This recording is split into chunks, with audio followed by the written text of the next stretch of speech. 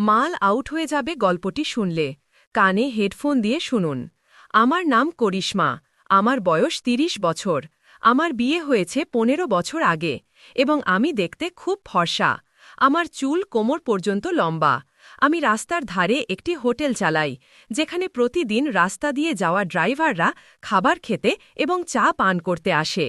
আমার হাতের তৈরি ঘরের মতো খাবার সব ড্রাইভারদের খুব পছন্দ হয় এবং তারা সেই খাবারের প্রশংসা করতে ক্লান্ত হয় না।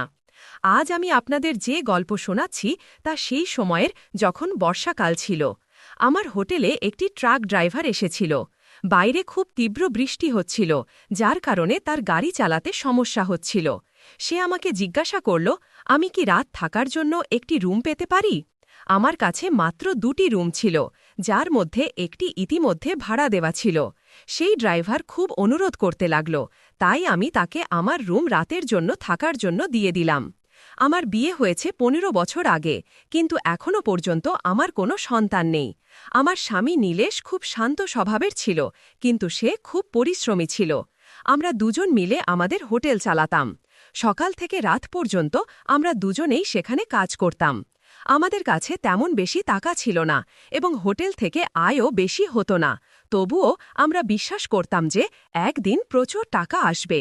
যদি আমাদের আগে থেকেই টাকা থাকত, তাহলে আমরা একটি বড় হোটেল খুলে ফেলতাম। বেশিরভাগ ড্রাইভার শুধু চা পান করার জন্য থামত এবং খাবারের মধ্যে আমি রুটি, বাটি, চোখা এবং চাটনি বানাতাম। এটি ছিল আমার মেনু, কিন্তু পাঞ্জাবি ড্রাইভারদের পাঞ্জাবি খাবার খুব পছন্দ ছিল। আমি পাঞ্জাবি এবং চাইনিজ খাবারও বানাতে পারতাম, কিন্তু আমার স্বামী চাইত যে আমাদের হোটেল শুধু বিহার এবং ইউপির খাবার পরিবেশন করুক। কখনো কখনো এমনও হতো যে একটি গ্রাহকও খাবার খেতে আসত না। এমন সময়ে আমার স্বামী পাশের একটি ছোট পুকুরে মাছ ধরতে যেত। সে তার বন্ধুদের সাথে মাছ ধরে এবং সেগুলো বিক্রি করার জন্য মার্কেটে নিয়ে যেত। যখন আমার স্বামী বাড়িতে থাকত না, তখন হোটেলের সব কাজ আমাকেই সামলাতে হতো। এমন সময়ে কিছু গ্রাহক শুধু আমাকে দেখার জন্য হোটেলে আসত। তাদের চা পান করতেও ভালো লাগত না, কিন্তু তারা আমার সাথে কথা বলার জন্য আসত। হোটেলের পিছন দিয়ে একটি হাইওয়ে চলে গেছে, যেখান দিয়ে ট্রাক এবং গাড়ি চলাচল করে। এর কারণে আমার গ্রাহক কমতে শুরু করেছিল। যারা হোটেল এবং লজ চিনত, তারাই এখানে আসত। নতুন ড্রাইভারদের হোটেলের সম্পর্কে জানাই হতো না। আমার গ্রাহক দিন দিন কমছিল। আমার ব্যবসা যেন বন্ধ হওয়ার পথে ছিল। ঘরে টাকার অভাব অনুভব হতে শুরু করেছিল। মাছ ধরেও বেশি টাকা আসত না, তাই আমার স্বামী শহরে মিস্ত্রির কাজ করতে চলে গেল। সেখানে মিস্ত্রির কাজে ভালো টাকা মিলত এবং আমার স্বামী সেটাই করতে লাগল। আমার স্বামী আমাকে বলছিল যে এখন হোটেল বন্ধ করে দেওয়া উচিত, কিন্তু আমি তাকে বলতাম, না, আমি ঘরে বসে কি করব। তাই আমি হোটেল ঠিকই চালিয়ে রাখলাম। এখন আমার স্বামী ৮-১০ দিন পর্যন্ত আমার কাছে আসত না। স্বামী দূরে থাকায় তার অভাব আমি খুব অনুভব করতাম।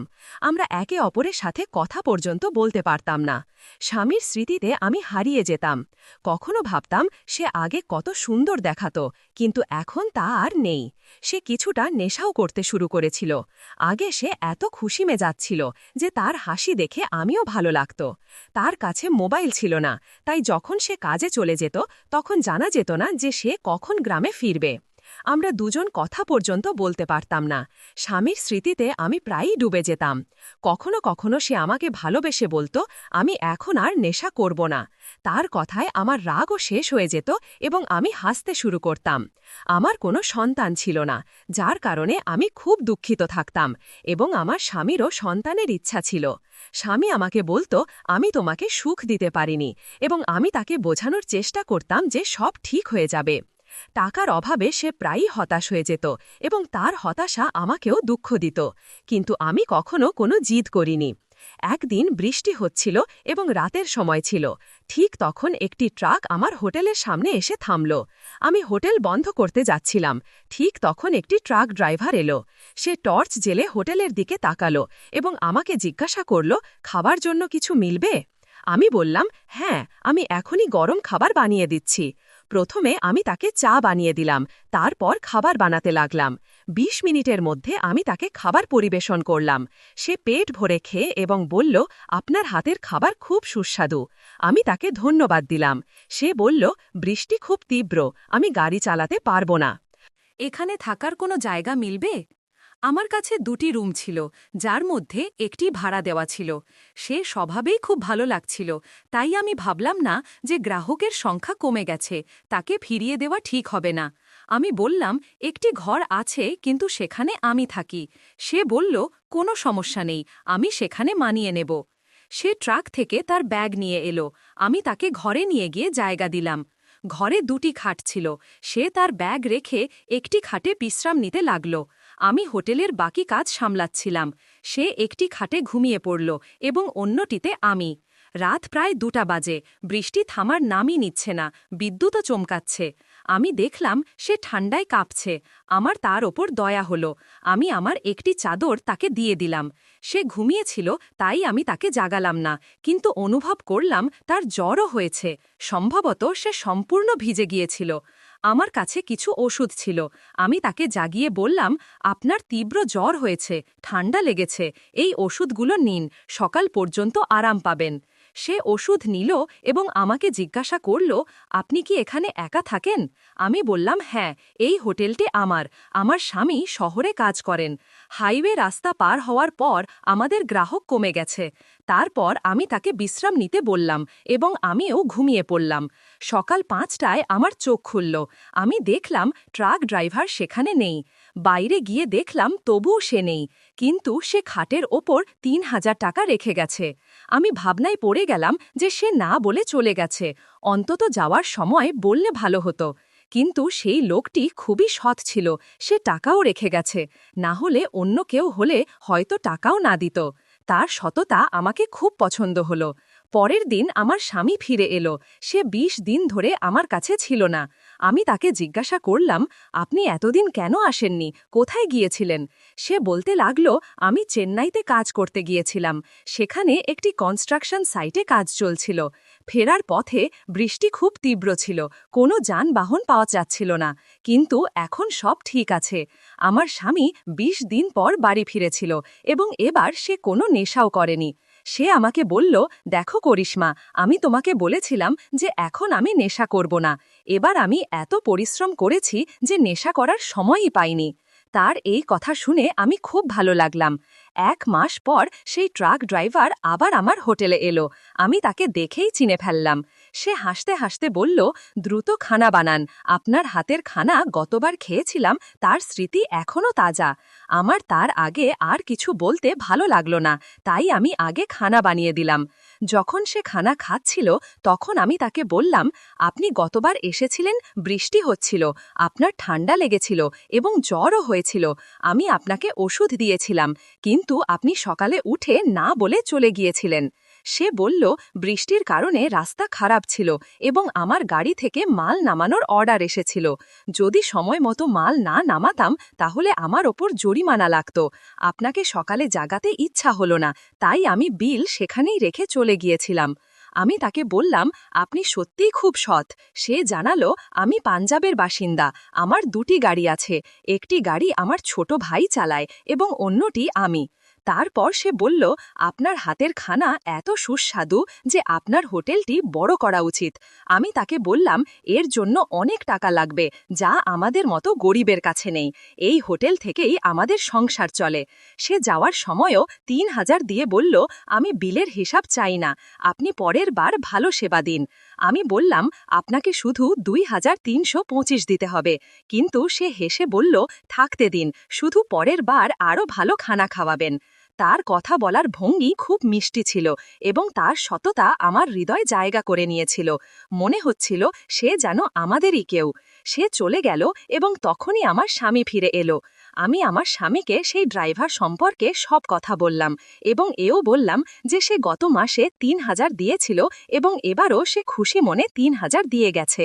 আমার স্বামীও হেসে বলল, করিশ্মা, তোমার হাতে এমন জাদু আছে যে এই ট্রাক ড্রাইভাররা তোমার খানায় খুব খুশি হয়। সেই ট্রাক ড্রাইভার আমাকে বলেছিল যে এখন 5 দিনের মধ্যে ট্রাক খালি হবে এবং ফেরার পথে ভাড়া পেলে তখন আমি আবার আসব।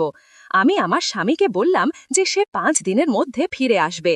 আমি এবং আমার স্বামী আমাদের নিজ নিজ কাজে ব্যস্ত হয়ে পড়লাম। কিন্তু যেমন সে বলেছিল 5 দিন পর সে ফিরে এলো। আমার স্বামীও সেই সময় হোটেলেই ছিল। আমি তাকে দেখে তাড়াতাড়ি আমার স্বামীকে ডাকলাম, জি শুনুন, সেই ট্রাক ড্রাইভার ফিরে এসেছে। আমার স্বামী রান্নাঘরে কাজ করছিল। আমি তাকে বসার জন্য টেবিল সাজালাম। সে খানার অর্ডার দিল এবং আমার স্বামী রান্নাঘর থেকে বেরিয়ে এলো।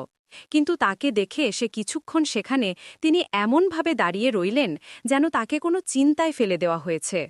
আমি আমার স্বামীকে জিজ্ঞাসা করলাম, কি হয়েছে, আপনি তাকে দেখে এমন কেন হয়ে গেলেন? সেই ট্রাক ড্রাইভার তৎক্ষণাৎ উঠে চলে গেল।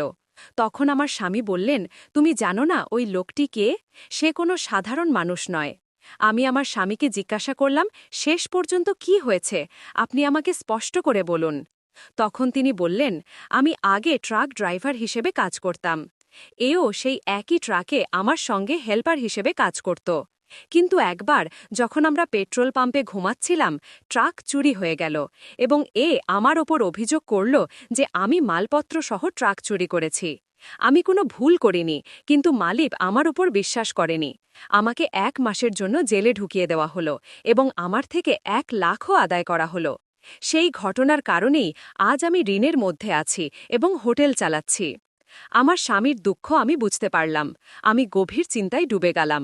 কিন্তু সেই ট্রাক ড্রাইভার আবার হোটেলে ফিরে এলো এবং আমার স্বামীকে বলল, দোস্ত, যা কিছু হয়েছে তাকে একটা স্বপ্ন মনে করে ভুলে যাও। আজ আমি ভালো উপার্জন করছি। তোমার মনে হতে পারে যে আমি মালিককে তোমার সম্পর্কে কিছু বলেছি, কিন্তু আমি তেমন কিছু করিনি। আমি জানতাম যে এই হোটেলটা তোমার এবং তুমি আমার থেকে সাহায্য নেবে না, তাই আমি এইভাবে তোমাকে সাহায্য করার কথা ভেবেছি। সে আমার সামনে আমাকে বলতে লাগল, ভাবি, আপনি ওকে বোঝান। কিন্তু তার কথা শোনার পর আমিও তার কিছু বলার প্রয়োজন বোধ করলাম না। সে চলে গেল এবং যখন সে হোটেল ছাড়ল তখন 1 লাখ দিয়ে বলল, যা হয়েছে তা ভুলে যাও। 2 মাস পর আমরা জানতে পারলাম যে আমি গর্ভবতী। আমি এবং আমার স্বামী খুব খুশি হলাম। আমরা সব পুরনো কথা ভুলে গেলাম। বন্ধুরা, এই গল্প বলার উদ্দেশ্য কারো মন খারাপ করা বা কোনো অনৈতিক কার্যাবলীকে উৎসাহিত করা মোটেও নয়, শুধু আপনাদের সবাইকে সতর্ক করা। যদি আমার গল্পটি আপনার ভালো লেগে থাকে তাহলে ভিডিওটি লাইক করুন, চ্যানেলটি সাবস্ক্রাইব করুন এবং এই ভিডিওটি যত বেশি সম্ভব মানুষের সাথে শেয়ার করুন। আবার দেখা হবে এমনই আরেকটি গল্প নিয়ে। ধন্যবাদ।